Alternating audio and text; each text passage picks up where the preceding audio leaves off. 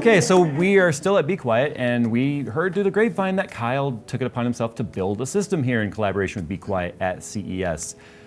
I built some systems with Kyle, specifically Men versus Build, and that system didn't work. So we're gonna go ahead and see, because they haven't actually hooked the monitor up to this to see if it posts and stuff. So here's what we're gonna do right now. We're gonna open this bad boy up. We're gonna look at his cable management. We're gonna look at his just build quality, do a little bit of a QA, QC check on his build. We're gonna hook a monitor up to it and see, does it even work? But first, guys, check out Corsair. Corsair sent us here to CES 2019, and you've got to check out their i40, i60, and i80 Corsair One HPD desktops. So check out the link in the description below.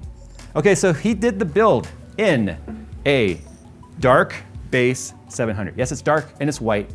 It's special edition. Check out the video on that. We've already done that. So he built, I believe, a Threadripper system in here, right? Looks like we've got a Dark Rock Pro 4. We've got some sort of Aorus card in there. I don't know if that's a 2080. Doesn't really matter, right? It's a GPU. That's 2080.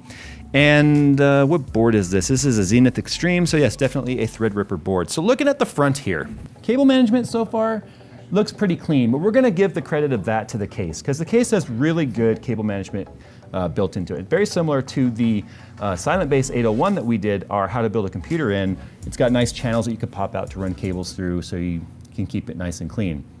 But you know, the sign of a true builder is how much time they spend on what you can't see. So let's go ahead for the first time, at least for us, we're gonna open up the back here and see, did Kyle care when he built this? Damn it, he cared. Yeah, I can't find a whole lot that I would complain about. That sucks. I really wanted to rip Kyle or rip BitWit in this one, but unfortunately that's not gonna happen. But does it work? That's the question. Because if you have never built a Threadripper system, it is a very torque-based socket. And if you don't torque it right, in the right order, or even if you do sometimes, it won't boot. So let's see whether or not Kyle torqued it properly. Okay, moment of truth. We've got our monitor hooked up. No peripherals, that's fine. CPU code 79. Oh, there it goes. VGA, is it gonna turn on?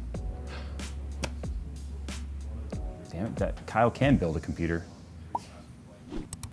Stupid Kyle.